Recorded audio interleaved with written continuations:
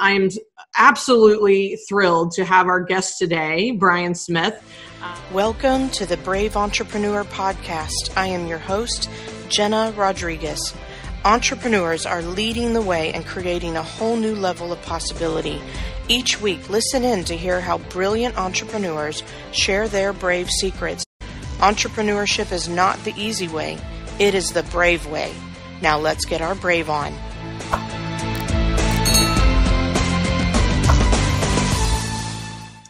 Hey, Brave Masters, welcome to another amazing episode of the Brave Entrepreneur Podcast. I'm your host, Jena Rodriguez, and I am your transformational mentor and growth strategist. And I'm absolutely thrilled to have our guest today, Brian Smith. I met him just recently, and we were at the National Speakers Association meeting here in Los Angeles. And we ended up at lunch, and I love his story. And then I found out what he created that I believe you will all recognize. And so I'm going to have Brian introduce himself, and then we're going to dive into his comeback stories and brave journey as well. So welcome, Brian. So good to meet you and have you here. Thank you, Jena. It's great to be here. Yeah. So you didn't say who I was, but I'm most famous for founding the UGG boot brand. That's right. That's right. I was like, I'm going to let you have all the glory. Sure, yeah. And believe it or not, that was 40 years ago this year. Wow, 40 years. Hard to believe. Unbelievable. Yeah, and it's. I think it's just had the second year in the 2 billions, and it's been in the billions for 6 years. So amazing. What a hell of a story that was. Yeah. Yeah. Like, well, and that's what I wanted you to share. And I think it's amazing that not only your innovation and your creativity for you to now see what it's become, but give us a little insight and background as to the start of that company and where you are today. Sure, it's quite unlikely. I was an accountant and had been studying for 10 years. I finally graduated in Perth, Western Australia, and I quit the same day because I hated accounting.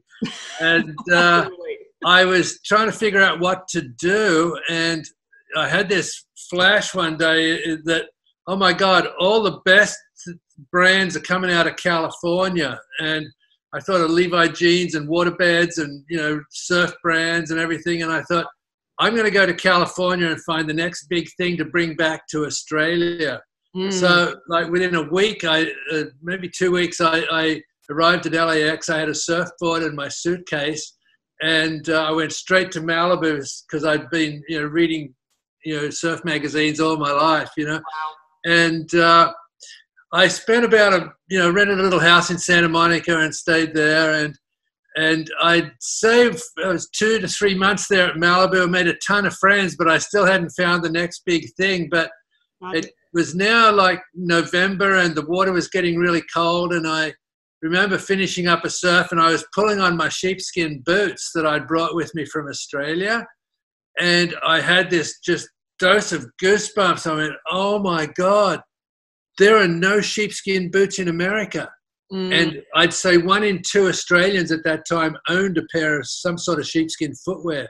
So it was like, oh my God, we're going to be instant millionaires. I was with a buddy, and we went back to my house after surfing, and we did some research, and we called up a couple of manufacturers, but one in Perth let us, agree to be his distributor. So we sent a couple of $100 down, and we bought 5 pairs of samples, and we were going to set the world on fire. Doug was going to be the salesman. I was terrified of sales, so he went out to all these shoe stores and came back a few weeks later. We had about 150 business cards and no orders. And he said, Brian, they seem crazy trying to sell sheepskin in California. And I sort of understood that comment, but it was wrong because Australia's climate's exactly the same as California. Right. So we thought, well, why do all my friends up at Malibu think this is the best idea in the world? And it struck me that a bunch of them had been down to Australia and they'd all been on their surf trips and they'd bought 4 or 5 pairs back for their buddies. So within the surf market, UGG was pretty well known. So Doug and I pivoted and we switched direction and said, okay, let's go after the surf shops. And we I remember driving down to Santa Monica, the first surf shop, and I opened up my bag of samples, and he goes, "Oh man, UGG boots." He said, "Those are fantastic. What are you doing with them?" I said, "Well, we're thinking of, importing them into America." And he, "Oh my God, you're going to make a fortune. Those things are fantastic." And we both were getting that reception from every place we went. So, the other thing is that, we now realized we were going to be instant millionaires. So we had to raise some money. And by a pure fluke, my roommate overheard us talking, and he put us in touch with some investors who gave us 20 grand, which is in today's money is about 75,000.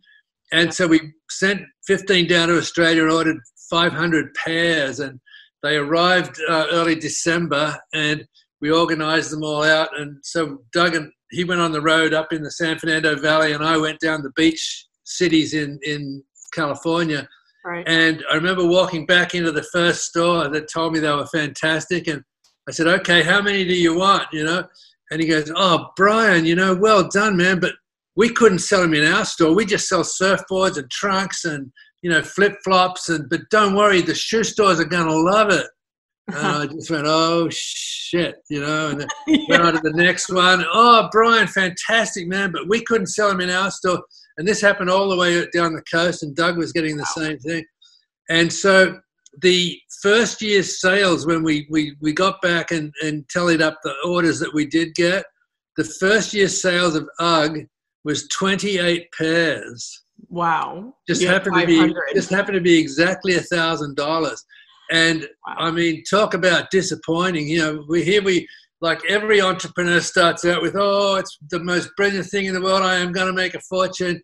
And they all hit this reality check, right? Yeah, the instant millionaire reality check. Yeah. So, we delivered the boots, but it's interesting because many years later, I sort of figured out the pattern of all these entrepreneurs starting businesses. And I wrote a book eventually called The Birth of a Brand, which is the birth of UGG.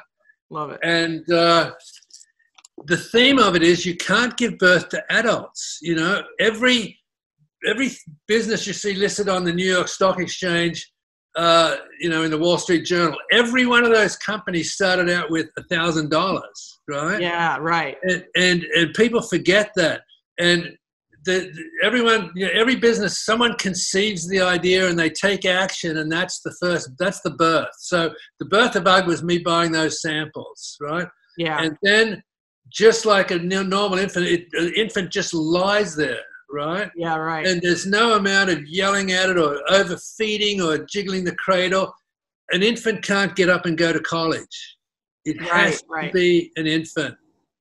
But if you look after it through that period and you keep faith in it, and it'll eventually start toddling, and that's when, the first customers are buying your product and magazines are writing articles about you. And then that quickly goes into the youth, which is the best phase of every business because you've got consistent orders, production's working, sales and marketing's working, all the office functions are there. And you can run a $20, $30 million business in that youth phase. But if it's a really good product or a really good service, you're going to hit the teenage years. And you can remember when you were a teenager, you wanted to be in every party in town, right? Well, it's the same in business. You want to be in every major trade show and you want to be in every mass retailer. And it's extremely dangerous because you can outstrip your capital so quickly and fail. Right. So you have to be very cautious through that, and eventually it becomes a mature company. So, in getting back to the theme of your podcast here, which is bravery, the bravest thing that any entrepreneur can do is get started. Yeah. Because for sure. If you wait till things are perfect, or if you had seen the first boot samples we got, they were so bad, they were horrible. But if I had waited till they were perfect, you'd never have heard of UGG today, right? Yeah, so we have to get started and then keep improving. But that first move, when you come up with the idea and your friends are telling you, "Oh, you're not an entrepreneur," or "That's a crappy product," or "You don't have the money, you don't have the business experience, you'll never," all of those things, right? Right. they're all fear-based, right? Yeah. And bravery is facing down fear. Yeah. Bravery to me is facing something out there that is fearful. Yeah. And Sure. if you can overcome that fear, that's where the bravery is earned. And so getting started in any business is always the toughest part to do. But if you believe in yourself and you believe in the product, hey, it may not work, but if you believe in it, yeah, go for it, and it'll figure itself out. You know, I love that. There's no shame in failing. Right, right, and I love that you know, and that's what, when you were talking, it was bringing up the question, what kept you going? It's like, so one thing is to like get off the start mark, right, and get started, take the first step, take the 10th step. But you said, you know, it's like 1 year later, you've sold 28 boots. Is that what you said? Was that accurate? Pairs, yes. 28 pairs. And so, I mean, a year is a pretty long time considering you expected an instant. Well, that was just, you know, it was a very short season. Like we had December to deliver boots. So it was really a 1 month season.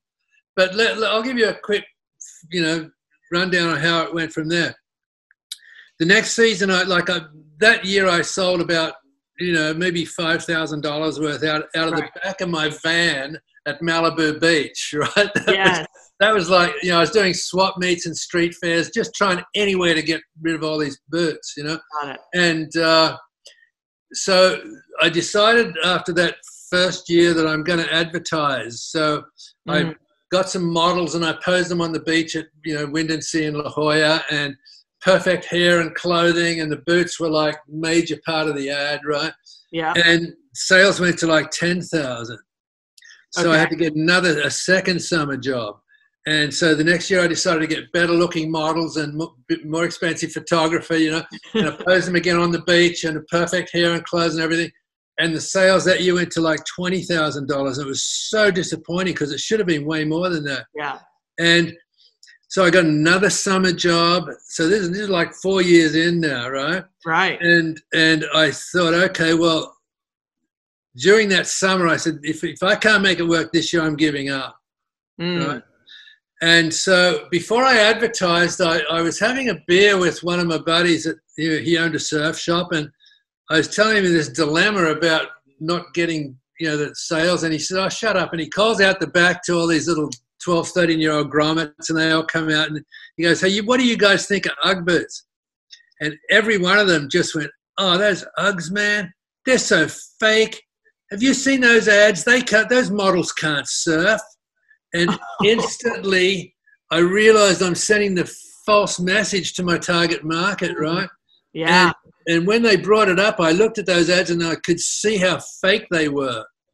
And so, again, pivoting, which you have to do as an entrepreneur, I called up a buddy who was running this National Scholastic Surfer, you know, Association in Orange County, and I said, Pete, do you have any young kids who are going to go pro soon? Because I need to sort of, you know, up the game. And he gave me two guys, Mike Parsons and Ted Robinson. And instead of, you know, getting an expensive photographer, I just went surfing with them. But I went to Trestles, which is in San Onofre, and I went to Black's Beach in La Jolla. And these are like mile-long walks and fantastic surf at the end of them. And I knew that every little kid who reads Surfer Magazine would just die to be walking down those roads with Mike Parsons and Ted Robinson. Yeah. And so the ads that I finally ran was just photographs of these guys walking to the beach. And in the finished ad, the boots were like, you know, in an ad that big, the boots were so tiny, whereas before the boots were this big. Now the boots, you can hardly even see them. But the sales that year when I ran those ads were $220,000. Wow. Purely because I'd matched the image that every little surfer kid wanted to be dying to be walking to the surf with these guys. Yeah. And they didn't need the photograph of the boots. They said, you know, God, if I got to buy a pair of those boots to fit in that picture, I'm going to do it. Hey, Mom, I want a pair of Uggs for Christmas, right? And that was what really began, number one, my understanding of advertising marketing, and two, that began the the marketing push to duplicate that same thing into snowboarding and skiing, and then eventually across the country, like nobody in Minnesota reads Surf Magazine, but right. the kids all play hockey. So I got in this youth hockey program and started to do that. And so everything grew from the underground, but it was all based on putting the right image out there with the product. I love that. Number one, I feel like, you were right at the edge of that decision, right? That crossroad. Yeah. Called, if this doesn't work this year, I'm out. I was ready to give up. Yeah. And yet you still had the faith and belief and were listening for what I call an inspired thought, a spark of inspiration, which came through the kids that came out. That's right.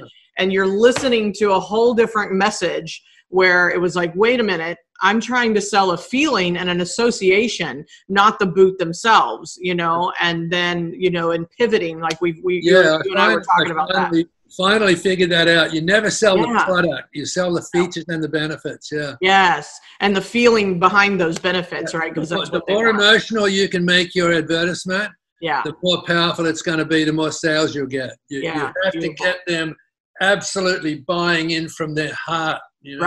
Right. You can reach them there. Easy sales. Yeah, amazing. And I love the beginning of the story because number one, you found a niche and you found the feeling and then you trusted yourself to take the risk. I see risk all over this. It's like it may not work, right? And it wasn't quite working for a couple years, but then you kind of turned the corner and you hadn't given up at that point. That's right. And I love that you bring up the fear conversations. And I think we have, I talk a lot about ego tricks and our egoic mind that puts fear in our place in order to try to protect us from the what ifs and the worst case. And yet I think a lot of times our egos are listening for validation of that fear in other people. And so you were not, and I think this is one of the points to anchor is no matter where you are in the journey of life or business is like, you're going to have your own fears, but you're going to have even more potential fears from other people that are reflective of who you're being. And so you got brave in the space of that and kept moving. And so I know there's a different part of this story. So kind of fast forward. So how long were you a part of the UGG empire and where did you transition? Because I know you transitioned at one point. Yeah, well, I ran UGG for 18 years. Yeah. And then it got so big that I couldn't finance it anymore. Gotcha. And it is an interesting story on why and how I sold it, Yeah. Let's backtrack to that parking lot in Malibu, right? The beginning. A couple of spaces up, there was another guy with a van, and he was selling these triple-decker flip-flops, like pink, yellow, pink neoprene, with the thong type attachment, and he called his sandals triple deckers. Right? Yeah, okay. And he had a company. He turned his company into. He called his company Deckers. And he just licensed a whole bunch of products. Like all the time I'm on the road selling UGGs, I'd run into him and he's got some new licensed product like Lightning Bolt or, all these, wetsuit brands. And he was selling everything, but he eventually got the license for a sandal called Teva sandals. And when the outdoor market took off in the late 80s, he went public with his company and that product. And so he was, sitting there with this fantastic summer product with, $20-30 million in the bank.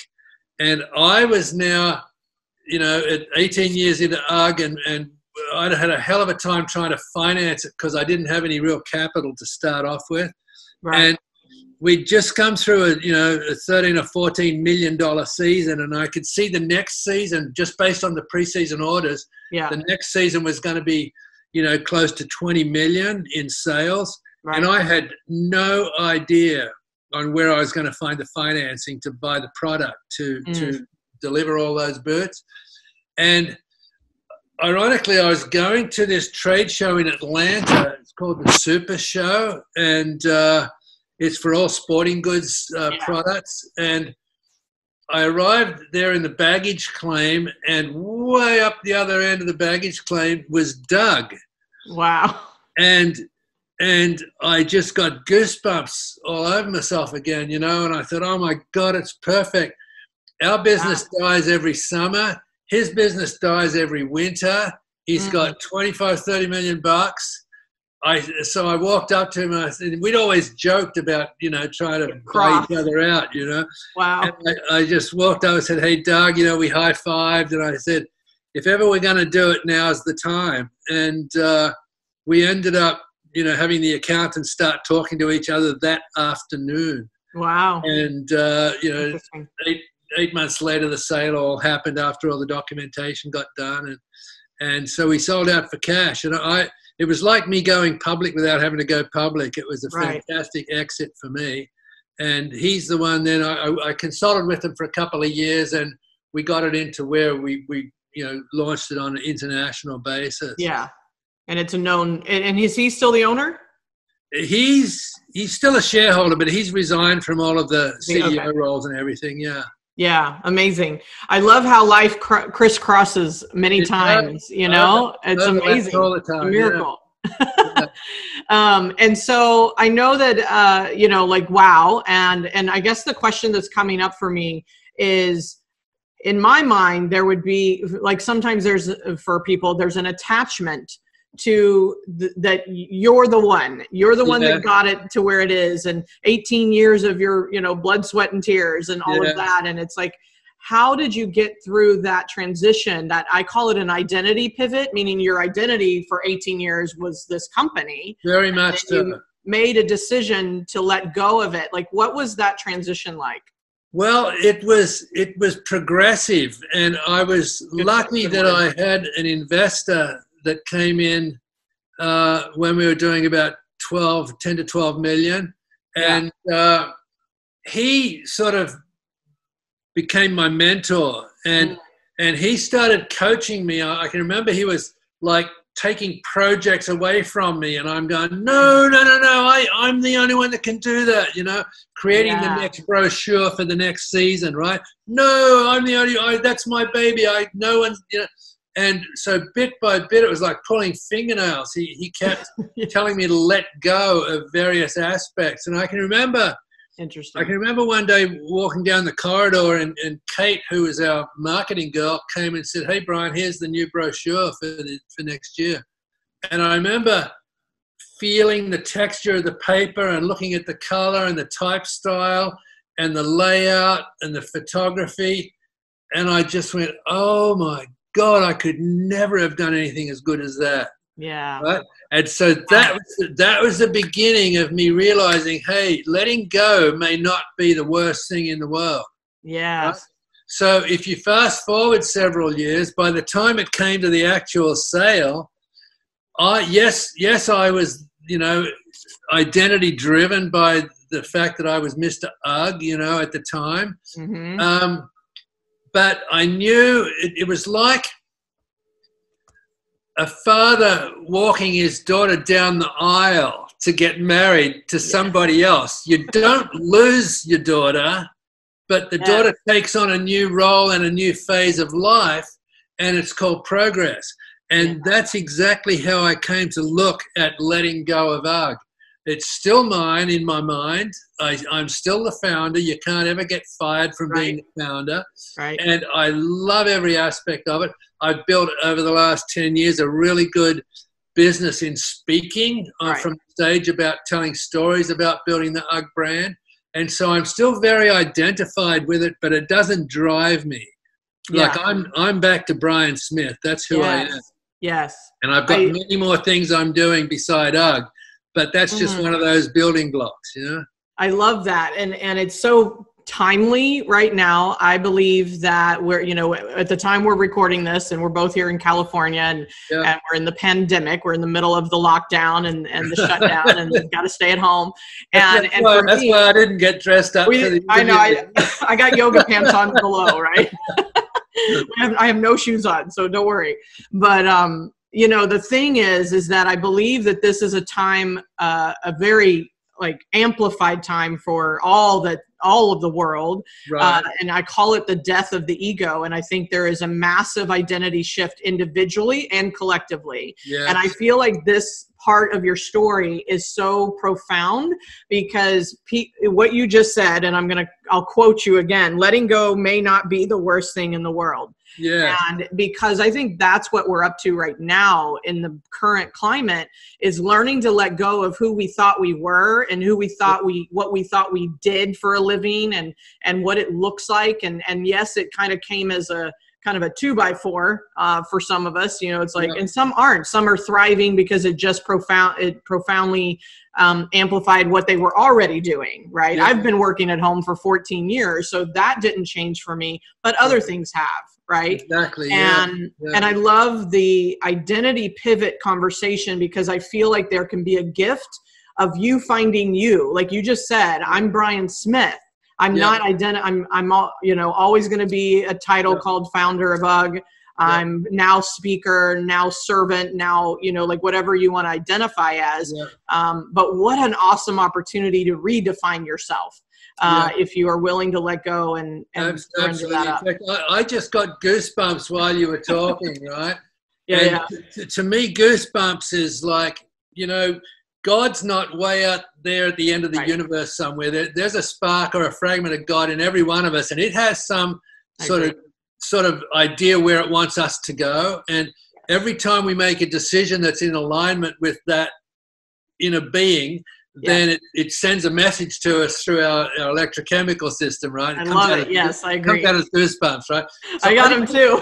I just got the goosebumps then because the reality is that great things come out of uncertainty and change, right? If you don't have that upheaval, you're just going to drift along and doing what you're doing. And it's maybe good, maybe not so good, but it doesn't matter. You're not going to change. But when you get confronted with everything, like the whole apple cart gets tossed up on its end, right? You have to start looking for new opportunities or refining the opportunity that you're in and, cutting out, excess stuff, redoing it. I know a lot of people whose businesses are really, really slowing down, but they're getting rid of stuff that they've wanted to get rid of for a long time. They're stopping all the expenses going out that were wasteful. And when things settle down, they're going to be lean and hungry and ready to go again. It's like, after World War I, 14 to 18, what were the best times? The Roaring 20s, 2 or 3 or 4 years on, it's the best times of all time. So we're going to be facing the best times of all time again in the next 4 or 5 years. So don't be afraid. You just be brave through this whole period and start to look for things. In fact, I want to share this with everybody. If whoever's listening, if you have a pen near you, get ready to write this down, right? Because about 20, 25 years ago, I found this book of philosophy, and it had these 4 mantras in it that I wrote. I typed them out, and I put them in front of my daily planner 25 years ago. Right? Nice. Okay. Every year, January 1, I get a new planner. I take this piece of paper out. I put it in the beginning. So I've had it that long, and it's 4 mantras: feast upon uncertainty. I love it. Fatten upon disappointment, invigorate in the presence of difficulties, and enthuse over apparent defeat, right? Over apparent defeat. I love that. Now, you look at the last word of each of those, it's pretty horrific, but that's life. It's always going to be coming up in your life. But if you look at the first word, feast, fatten, enthuse, you can take control of any situation that comes out. And I'm not just talking business here. I'm talking things in your life. This is life. Friends, husbands, family, situations.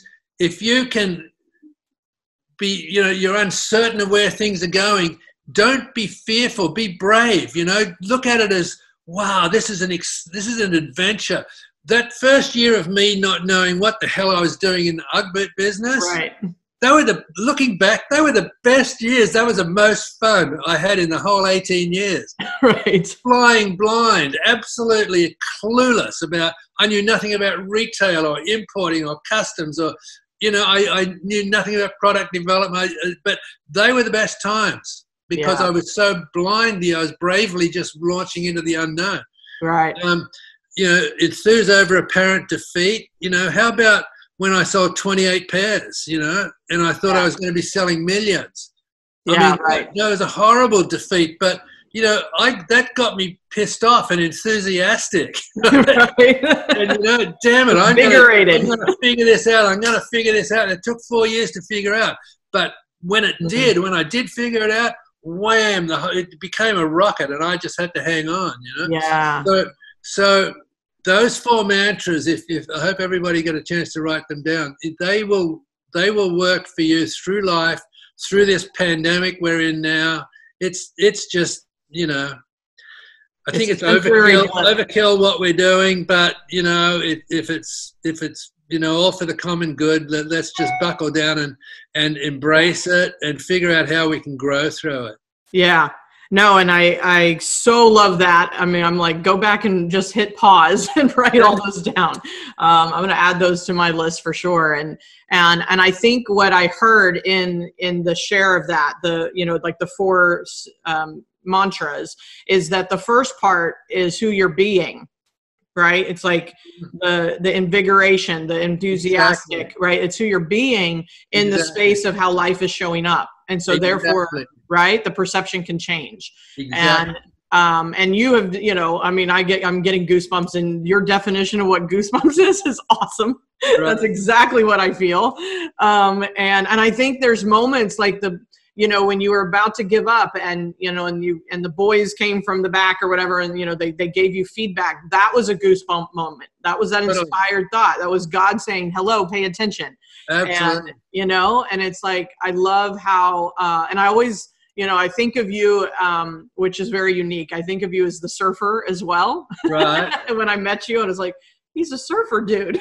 Exactly. And how you approach as a surfer, and I want to learn surfing, so please forgive me for any analogy, but when you go out there in that ocean and the waves are coming and the level of activity on top of the water, right? The calmness and the knowingness is down in the deep sea, right? Yeah. And it's below the surface. And yet as surfers, who I think we all are, we're always riding the wave, and they are different, and some are rough and some are calm, and sometimes there's not a wave at all. And, it's like, great, we're still. And yet there's always something churning, and there's always a current happening.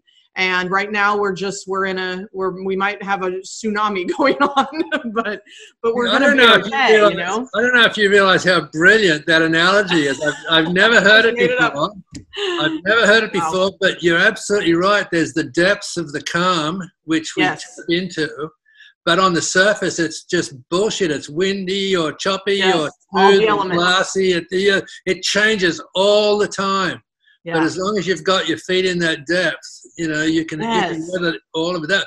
Oh, I'm going to remember that. That's a beautiful analogy. Thank you. Yeah, no, it came through me. Goosebumps. Good. Because I see this is for you, and, and I know there's a bigger story, and you can share a little bit more if you'd like, but there is this tide that we're all on, and and it's coming in and out, and there's either expansion or contraction going on right now. And I think for me, I am absolutely a part of the same story. I feel the death of my ego. I feel my identity being rattled a little bit, and like really looking at the depth. Like, where am I grounded? Where am I, for instance, one of the questions that's coming up for me right now personally is I wanted to go back to my old patterns of the fight, right? The fight, like the hustle and the go, go, go. Yeah. And I basically burnt out about 1.5 years ago from doing that. Right. And I saw it come back the week we went into lockdown, and I was like, that's not sustainable. That's the tide. That's the surface. Excellent. And I had to dive into the question, who am I if I'm not doing? Who am I if I'm just the calm? Yeah. Right? Who am I if I'm just the grounded foundation, that part of us under the sea that's calm and quiet and surrendered? And I think that's the message that people need to hear. And your story speaks so perfectly to that. So tell us, kind of move us. That was like, I don't know, what year did you sell? How long ago was that? Late 90s. Late 90s. So now we're like another 20 years or so. And so what's been, kind of your come through over the last 20 years and what have you? Shortly after I sold the UGG business, believe it or not, I grew up in a construction family, and I invented a concrete that was half the weight of regular concrete, but still had structural strength. Nice. And so I built a heavy precast concrete wall delivery system company. Huge, fantastic product, fantastic business, and we put up over 100 structures in nearly 4 years, which is unheard of, for speed.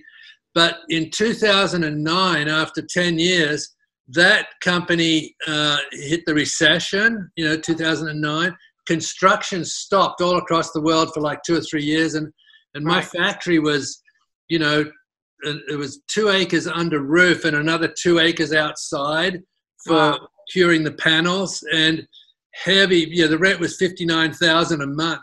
Wow. And, with no orders, we had to shut that down, which was a big disappointment, but that was 10 years. But during that downtime, I wrote the book. I'll show it again. Yeah. I decided, I've had all these notes that I wanted to put into a book one day. So I just sat down and wrote the book, and that led me into 10 years of speaking from the stage, which is why I met you. We were at a Speakers Association meeting. And that was nothing I ever intended to do. I mean, I never saw myself as a speaker, but somebody, when they heard I was, finished a book, they said, well, do you speak about it? And I go, no. And she said, well, would you like to? And she said, I got an event in 2 weeks. And I said, yes. Don't ask me why, but I said yes. And that turned into a career. But speaking is a business in itself. So I had to learn all the ropes, and I became an infant in the speaking industry, and I had to learn how to toddle. I had to learn how to be a youth, and I finally got it up to where I was doing well. But 4 weeks ago, I had bookings for the rest of the year. I had 3 talks in Australia on the beginning of March. Yes, and I was up in the Qantas Lounge in LAX, ready to go down to Australia to give all these talks. And my sister called from Australia and said, hey, the Prime Minister just announced that anyone arriving after midnight tonight is 14 days quarantine, right? Wow. So I had to get my bag off the plane. I came back to San Diego, and every booking that I had all the way through August evaporated, just purely gone. So I've had to pivot again, and I was never fearful throughout. When everything started evaporating, one by one they're dropping off, going, they were trying to keep it together, but eventually the government just said you can't have gatherings, So through all that, I was very calm because I had, feast upon uncertainty, fatten upon disappointment. Those mantras will always work for you in any situation, I promise you. Yeah. So I sat back and I thought, a couple of years ago, I invested in this platform, which is live action shopping. A friend of mine who I mentor came up with the idea, and so I invested and I put a little bit of effort into working with them to get programmers to build a live action shopping channel. And it's sort of a cross between vendors coming on and putting their product in our store, like putting your stuff on eBay or Craigslist. Right. But the other part of it is that on the left, there's a screen like QVC where you can see where you're at when you want to buy something. You click a button and you buy it.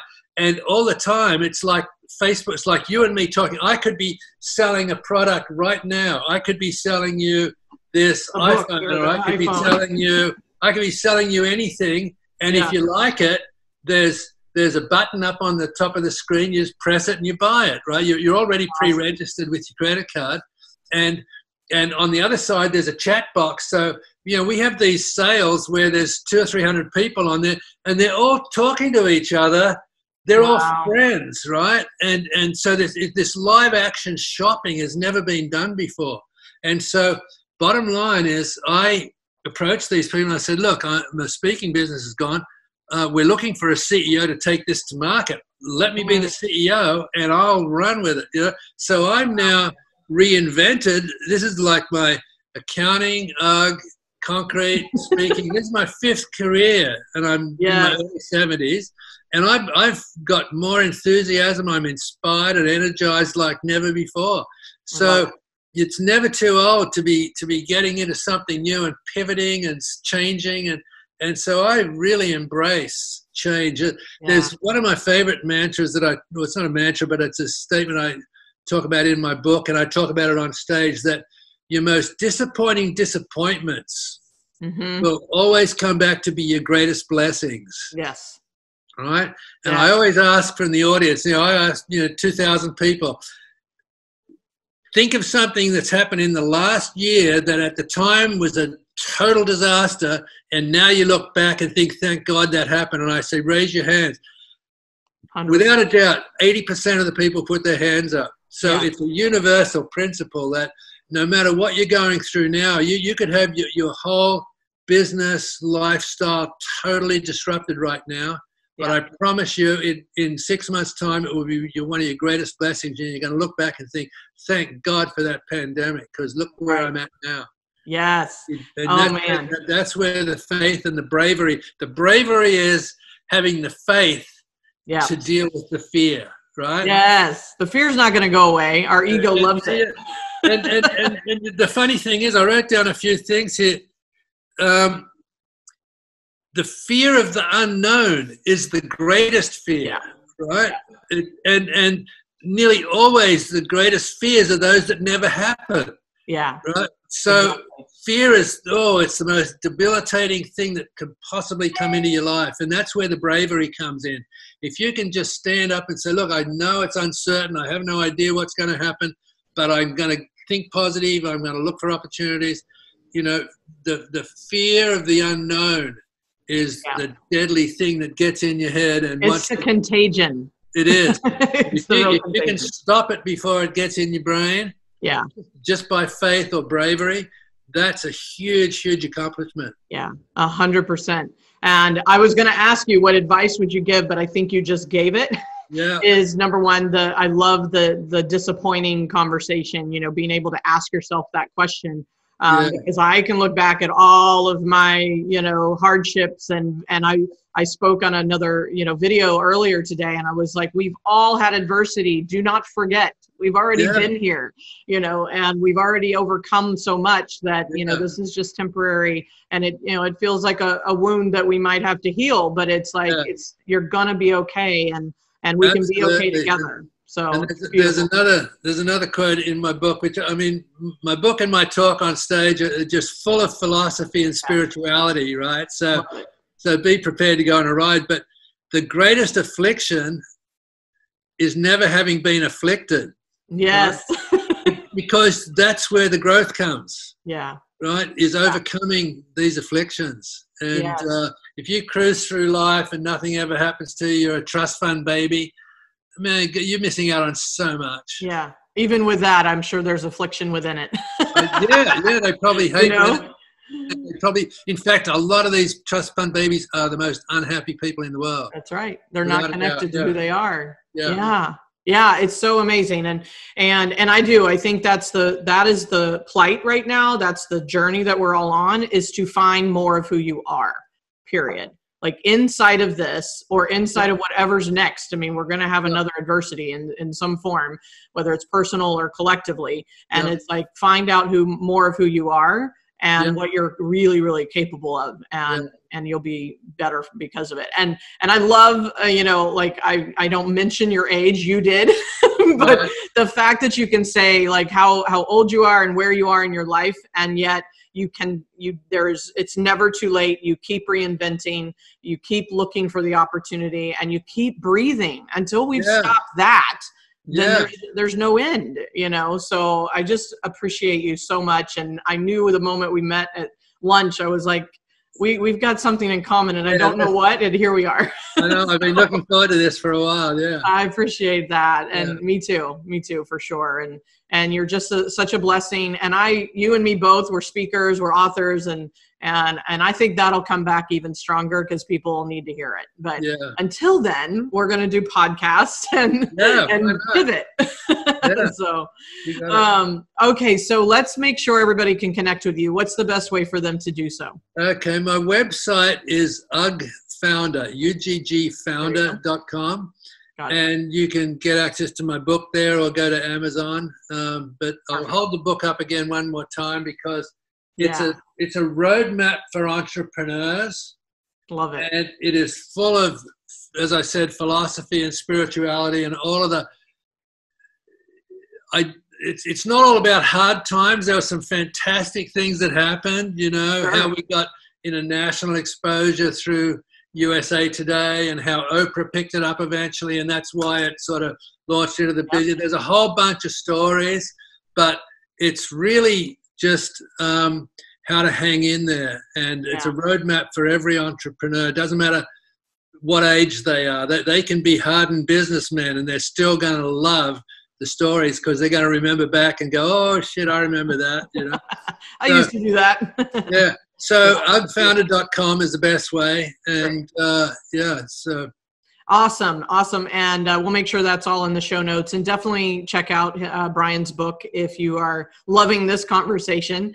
And my final question that I love asking my guests is, if this was your last talk, if this was your last interview, if you were never to speak on a stage again, what would be your advice to the world? Okay, this is going to sound really trite, but this is the one thing that years after people hear me say it on stage, they come up and remember. It's the only thing they remember. Got it. Okay. The quickest way for a tadpole to become a frog is to live every day happily as a tadpole. And I'm choking up when I say that because it is so powerful. Yeah. It is so powerful. Quickest way for a tadpole to become a frog, live every day happily. And that's the big word, the happily. Yeah. Happily as a tadpole. Yeah. Perfect. I'm choking up myself. That was perfect because it is being where you are and not trying to be something you're not and somewhere else. Yep. So we are where we are and we're perfect because of it. So love that. Love you, Brian. Amazing. Thank you so much for being here and being a part of this movement and conversation. And I'm excited to see what you do next. Clearly, there's always something more and staying connected. So thank you very much. And my pleasure. Thanks for having me. You're so welcome. Yeah, my pleasure. And for everyone watching, let's go get our brave on, and I'll see you on the next episode.